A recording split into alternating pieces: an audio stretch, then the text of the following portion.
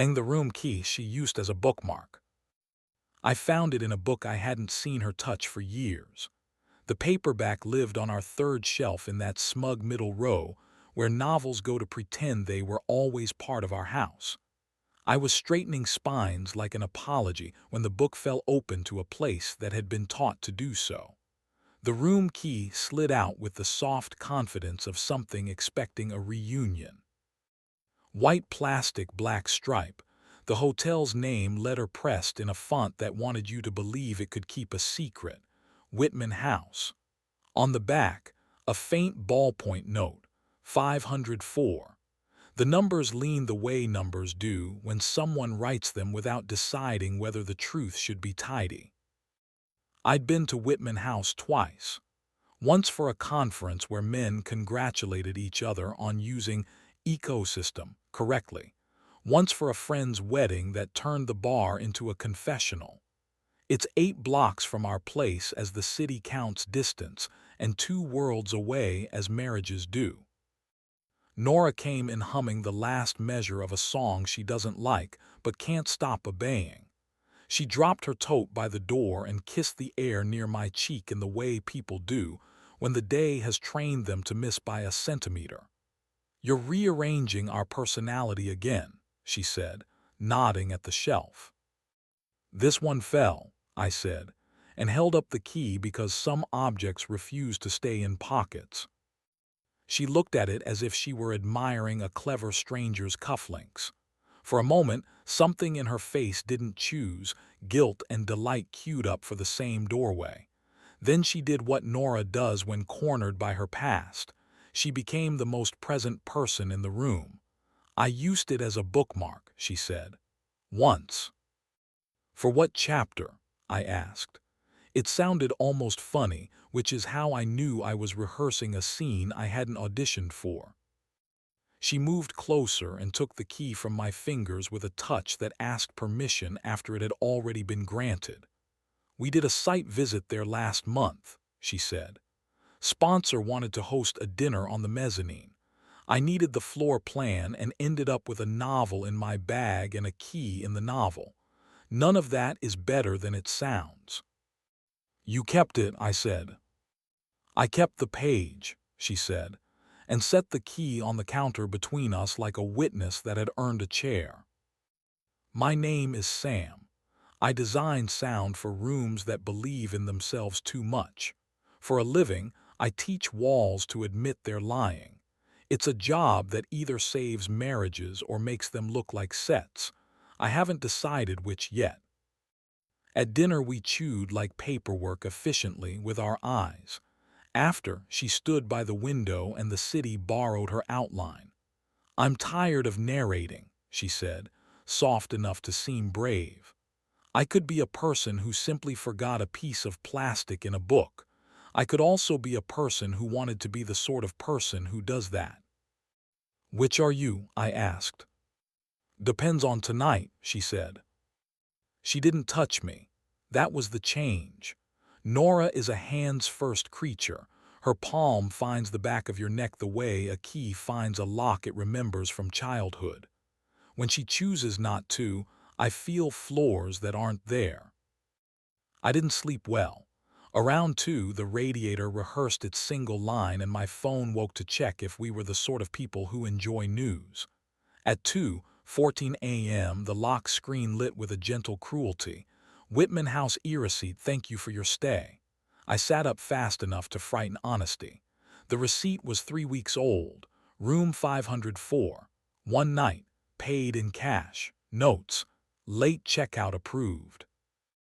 The email had arrived at midnight and hidden itself until some server decided we deserved drama. I lay back down and looked at the ceiling in a way that made it look like a screen. Nora turned toward me in her sleep and pressed her knee into my thigh like we had accidentally chosen a choreography. I put my hand on her back and felt her breath report that it wanted peace more than accuracy. In the morning, I made coffee that was too strong for hope. Nora came into the kitchen wearing my t-shirt from a concert we left early because the sound was bad and the bartender knew how to pour gratitude. She kissed me, mouth warm with sleep, and I let my body vote for a reality I hadn't read yet. "I got an email," I said. She didn't ask which one. She poured a cup and held it without drinking. Sleep left her eyes in one clean gesture.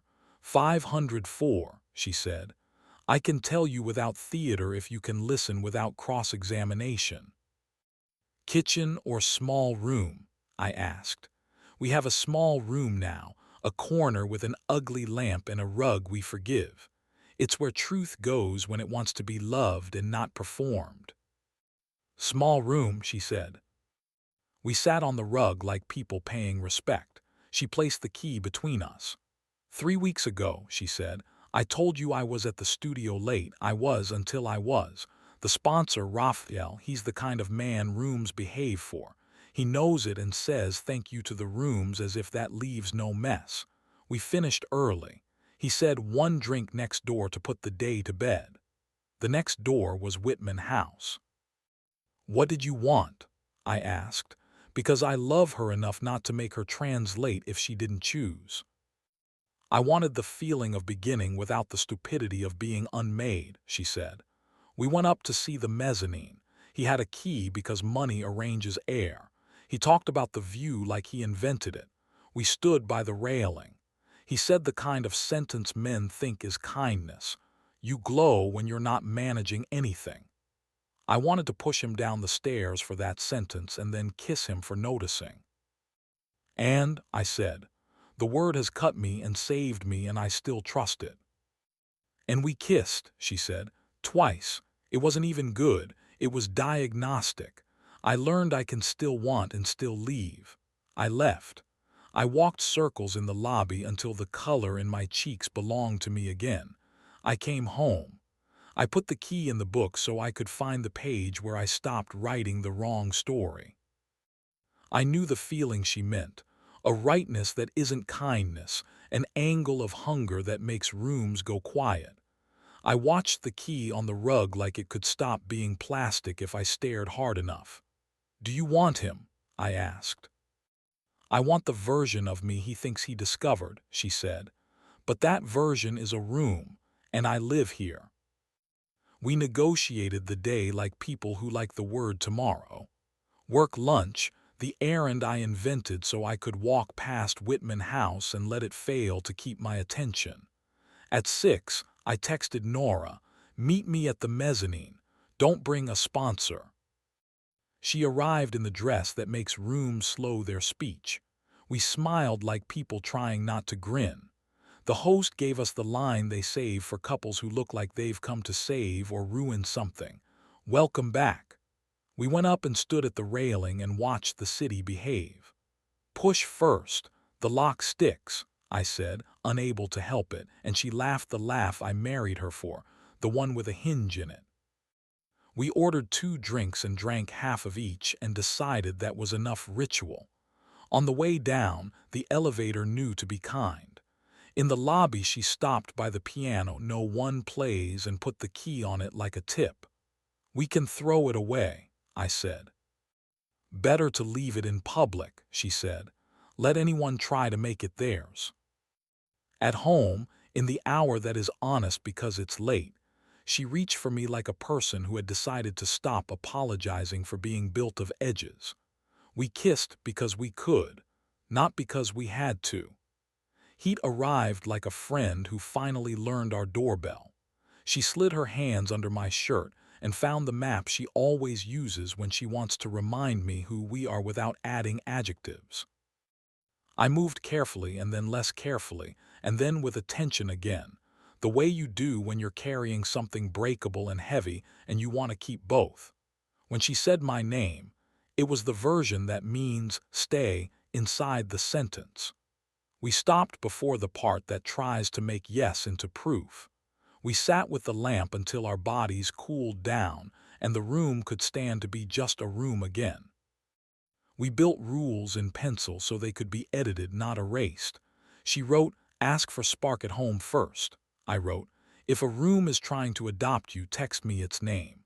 She added, "Balcony is ours unless both bodies vote otherwise." I added, "If I get jealous, I say it like weather, not like law." We taped the paper to the fridge with a magnet shaped like a bad strawberry. For a while, life minded its manners. We went to work. We made dinners that didn't prove anything.